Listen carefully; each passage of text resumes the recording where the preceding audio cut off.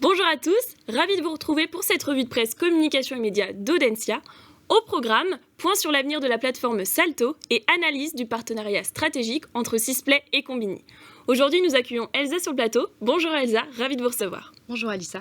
À présent Elsa, pouvez-vous nous éclairer sur ce fameux partenariat entre Sisplay et Conbini annoncé jeudi dernier dans un communiqué de presse? Oui, tout à fait. Le groupe M6 annonce le 2 février 2023 par le biais d'un communiqué de presse la signature d'un partenariat entre Sisplay et Conbini.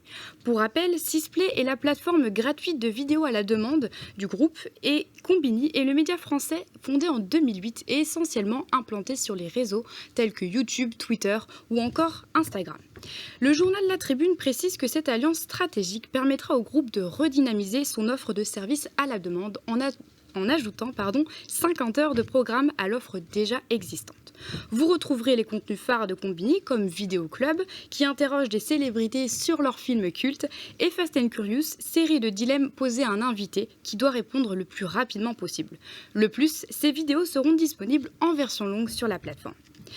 Vous profiterez par ailleurs d'un accès à la chaîne créée pour l'occasion nommée Conbini 24/24. Cette chaîne est une FAST, c'est-à-dire qu'elle est caractérisée par son mode de diffusion en ligne et en continu, par sa gratuité et par son modèle reposant essentiellement sur le financement par la publicité.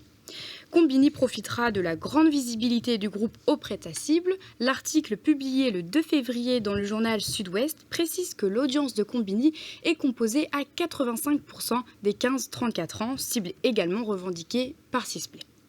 Bien que Conbini ait atteint la rentabilité en 2022, il est facile d'imaginer que cette opportunité de diversification propose un nouveau souffle pour ce jeune média dont le modèle économique est basé uniquement sur le brand content. Et dans un modèle, et surtout dans un contexte où la télévision ne représente plus des audiences aussi importantes qu'autrefois, ce crossover entre nouvelle et ancienne génération donne l'occasion au groupe télé de renforcer sa place sur le marché. L'article La Tribune précise notamment que l'audience de M6 a chuté de 8,3% en 2022.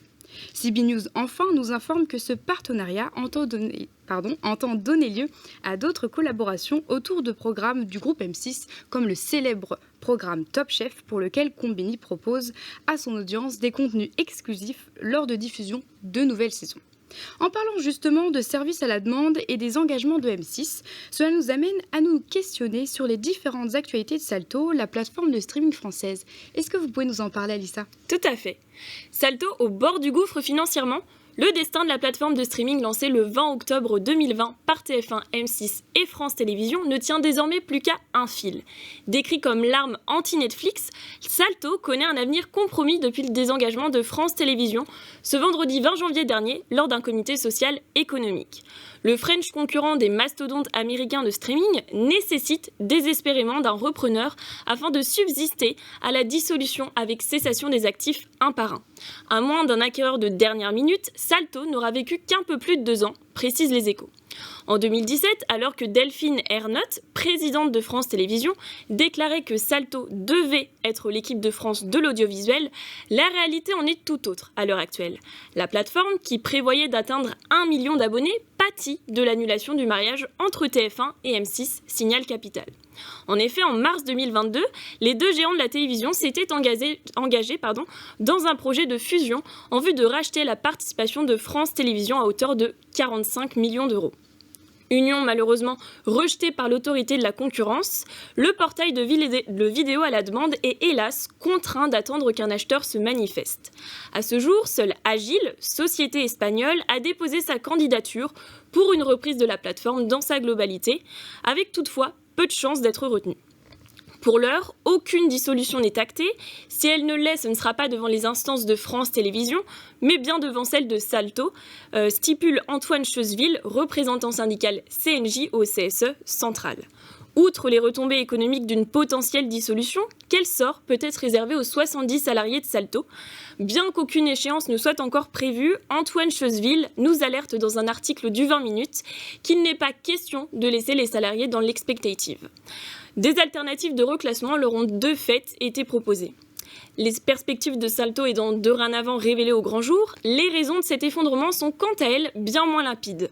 Effectivement, tout laisse à croire que les raisons de cet échec proviennent en grande partie de son offre. À l'origine, le projet Salto était conçu comme une sorte de replay étendu en payant des programmes de M6, TF1 et France Télévisions.